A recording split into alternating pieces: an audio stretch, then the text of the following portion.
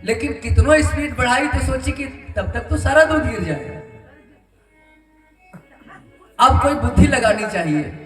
तो उसको तो इतना पता है कि माला जपते समय बोला नहीं जाता है, लेकिन क्या करती है जानते हैं? अपने बहू को इशारा तब बहू देखी और जाके दूध बचाई। तो ऐसा पूजा किस काम का? बोलो, भगवान का पूजा कर रहे हो और थोड़ा सा दूध की चिंता है? नहीं। भक्ति का तो फल तत्काल तत्काल मिल जाएगा यदि आपके अंदर ज्ञान और वैराग्य हो। वही प्रश्न है कि भक्ति, ज्ञान और वैराग्य को बढ़ाने के लिए वैष्णव लोग क्या करते हैं? तीसरा प्रश्न है, ऐसा कौन सा काम किया जाए कि माया मोह का निवारण हो जाए?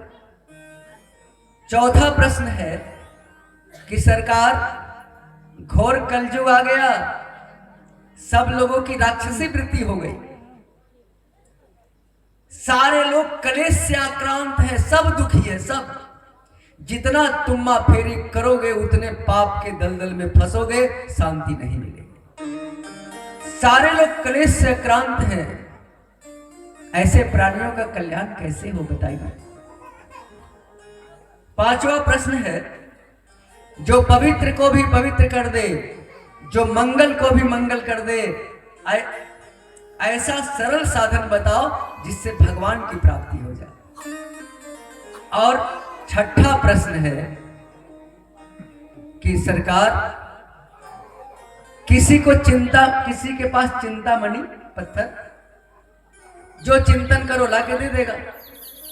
यदि कोई कल वृक्ष के नीचे है तो जो कल्पना करो मिल जाएगा, लेकिन चिंतामणि और कल वृक्ष में इतना ताकत नहीं कि भगवान को प्रकट कर दे। सरकार, आपके अंदर वो ज्ञान है, उस ज्ञान से भगवान प्रकट हो सकते हैं, उसकी थोड़ी जानकारी हमें भी दे दो। तब सूत जी कहते हैं, ऋषियों, आपने जो प्रश्न हमसे किया वो आप अपने लिए नहीं किया। हम जान रहे हैं कि आप तो परम सिद्ध महात्मा हो।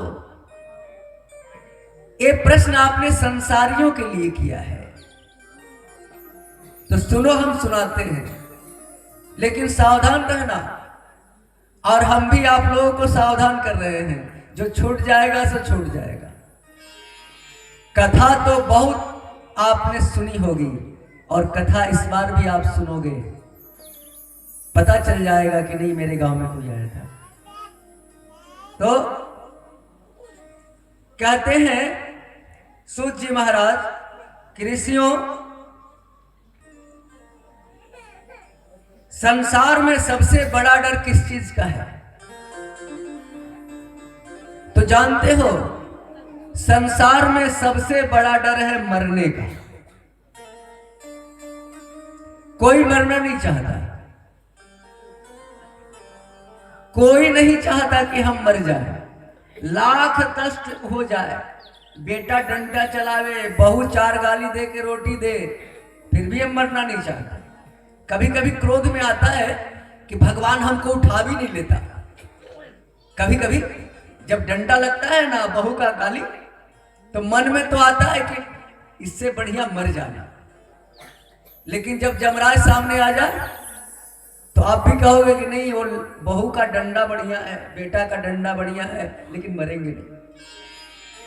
अरे एक बुढ़िया थी, बुढ़िया, रोज उसकी बहू गाली देती थी या दो रोटी खाने को देती थी, और रोज कहती थी कि भगवान मेरे लिए कहां सो गया, ले भी नहीं जाता, लेके चला जाता तो बढ़िया होता। एक दिन जमराज ने सोचा कि चलो बुढ़िया के पास पहुंच ही जाता है। बुढ़िया गोबर उठा रही थी गोहाल में, और तब तक जमराज गदा लेके पहुंच गए। बुढ़िया बोली, तू कौन है?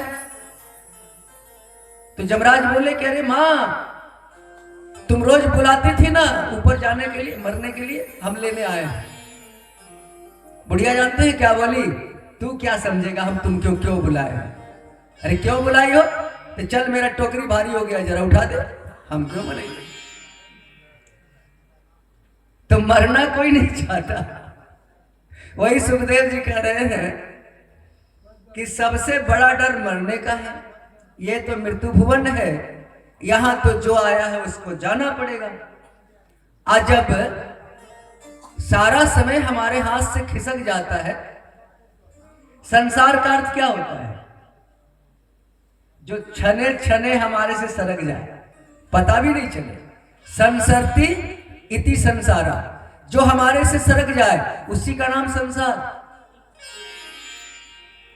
याद तो तब आता है जब कान बहरा हो जाता, आंख में देखने की ताकत नहीं होती, उस समय हम पछताते हैं कि जवानी में कुछ बढ़िया बढ़िया काम कर लिए होते। तो भैया उस समय पछता के क्या करेगा? अब तो तेरे पास बल नहीं है, बेटा मालिक बन गया घर का। जिस समय तू घर का मालिक था उसी समय बढ़िया बढ़िया काम कर लेता। अब तो तू झूठ मूठ का टूटी खटिया पर बैठ के बस जो बेटा कहता है उसी में तू हाँ में हाँ मिला रहा है। तेरा तो स्वतंत्रता चला गया।